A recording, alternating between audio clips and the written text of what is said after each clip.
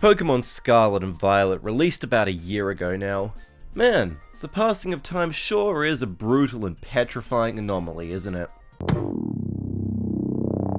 Yeah, Pokemon's latest main series game has just had its first birthday, and while I personally haven't felt that time has moved properly since 2016, I still felt this was as good a time as ever to revisit these set of games.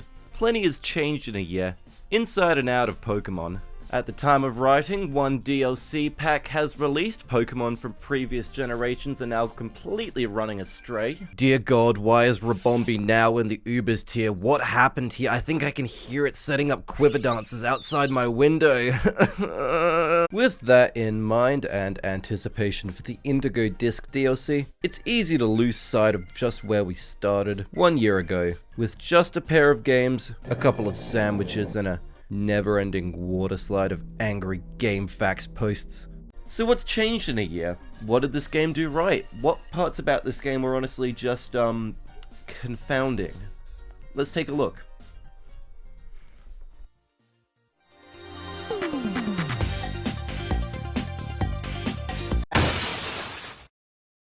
Starting this game again, I'm violently pelted in the face with a number of realizations. Firstly, I never actually realized how good this character creator selection is. I can change all the elements of my face to look as demented as possible. This is tremendous. More importantly, however, as I stare at the opening cutscene, as I begin doing the stanky leg in my avatar's bedroom, as I realize the stair collision in said avatar's bedroom is still completely busted, I'm reminded, yeah, this game still looks like this.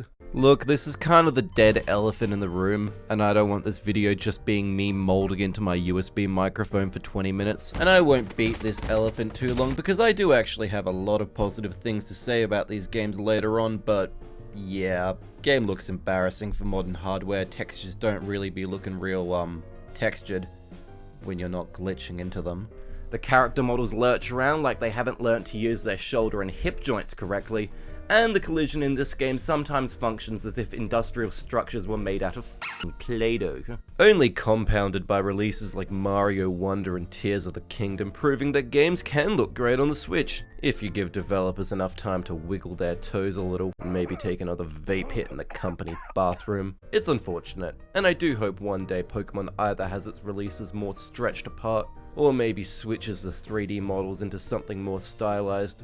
But this will be the last you hear from me about it. Now, why I think it's interesting to look at a game a year after its release is that you gain context for certain in-game decisions that perhaps you didn't have before. Because while we can all type angry comments until our fingers calcify, fiscally speaking, Pokemon has been doing f***ing gangbusters. Scarlet and Violet and Sword and Shield alone have sold a collective, lot of monies. Now, why I bring this up at all is to highlight with the number of active eyes getting torched by the Switch LED screens. The chance that any new Pokemon game is going to be somebody's first is actually quite high, meaning that every single Pokemon game now needs to function as an introduction to the series in order to avoid alienating disgustingly profitable toddlers. Meaning this entire tangent was just me explaining how this game's introduction is really long. I promise I actually really like these games. This is the last major thing I have to mention though. From starting the game to having Professor Clevel totally rizz up your mum, come on. Meeting Nimona, getting your first Pokemon, feeding a sandwich to a base 670 legendary, fucking around in a cave, witnessing Arvin project generational trauma onto a bunch of 10-year-olds, rolling in the school, saving Penny from her own grunts, going to class, then finally being able to actually start the game.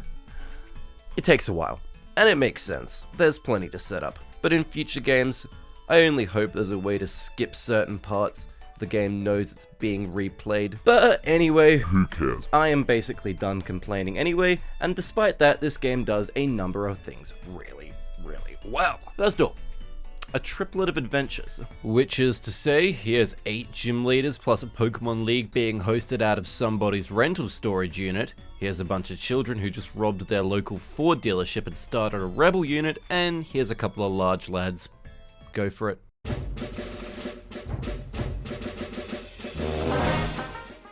Now, in a vacuum, Scarlet and Violet's 3 separate stories are actually fairly similar to past games.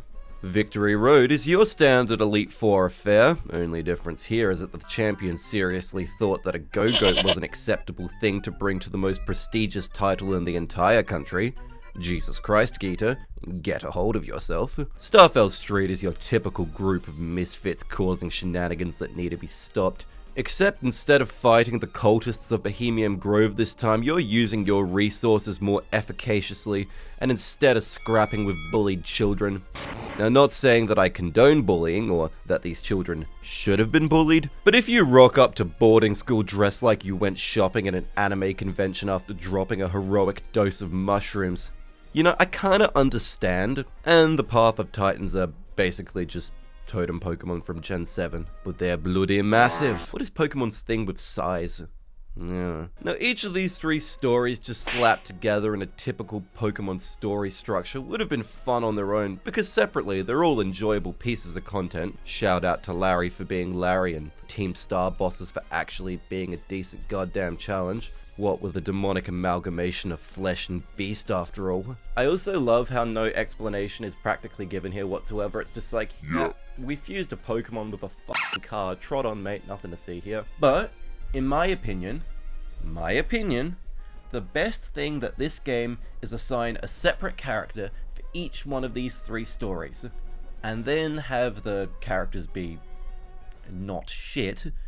And then use these characters to then tie all three stories together for the end of the game. Because now each story not only functions as a story, but as a progression of you becoming closer friends with these three kinda dysfunctional weirdos. It's here you learn about Arven's upbringing, and how his cold and brash demeanor is just a front for how much he truly cares about those around him, people and Pokemon. Or how Penny created Team Star to fit in, but couldn't properly face her guilt about what she created, and how Nimona is like f***ing Goku, but having you as a friend has allowed her to bond and connect with someone in a way she hasn't before, because she's just been so many steps ahead of everyone else. I can't write descriptions about Wonder Bread-ass friends from previous Pokemon games. These characters, they function as characters, not just as instructional pamphlets made out of flesh to tell you that if your Pokemon is hurt, you can heal it at the Pokemon Center. So when this game does eventually culminate with all three characters by your side in the crater of Area Zero, you've made it this far because of what you've been through with these characters, and that the people around you matter, and are there for you. I can help you.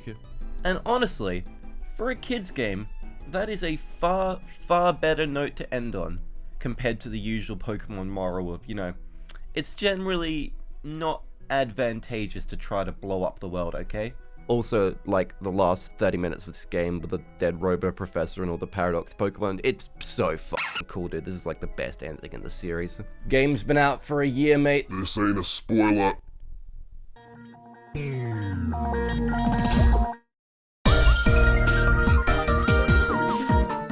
Now, when you're not busy in this game indulging in our menu's quest of the day, you're likely going to be doing a number of things, which firstly includes getting well acquainted with this game's new selection of Doraemons and Pikachus.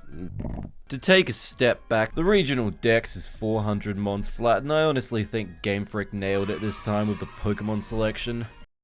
A wide variety from Gens 1 to 8 are available, which I appreciate given the fact that Game Freak has a compulsive habit of slobbing the cob of the original cast of 151 valedictorians. I mean, they did give convergent forms to Toedscruel and Wugtrio, but it's okay if Game Freak doesn't want me to sleep at night.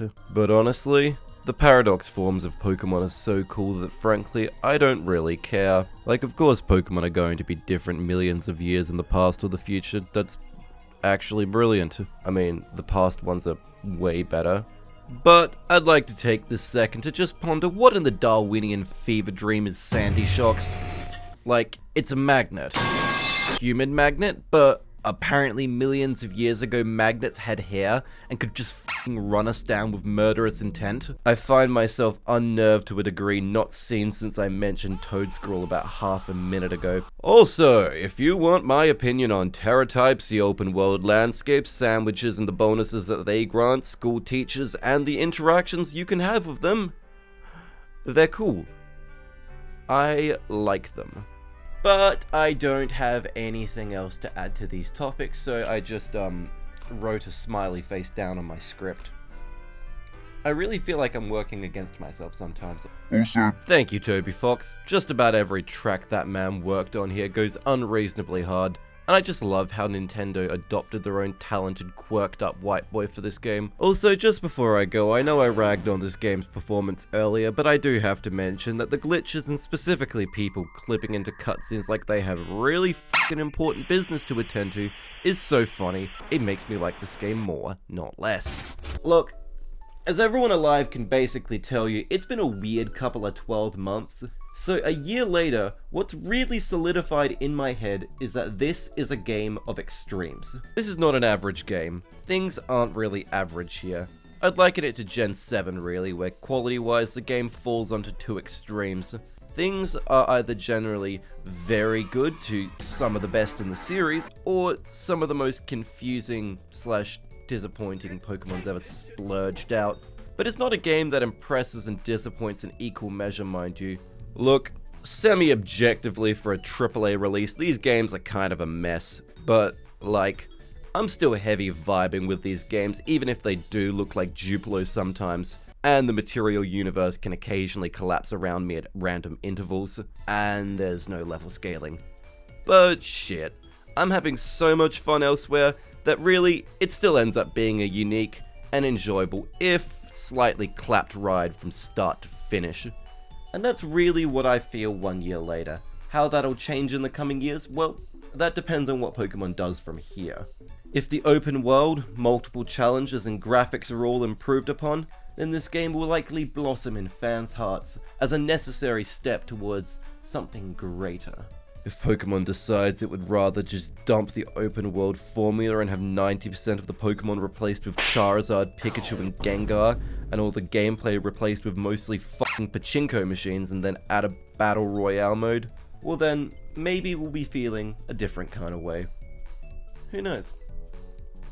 Anyway, thank you. Appreciate it for sticking this far.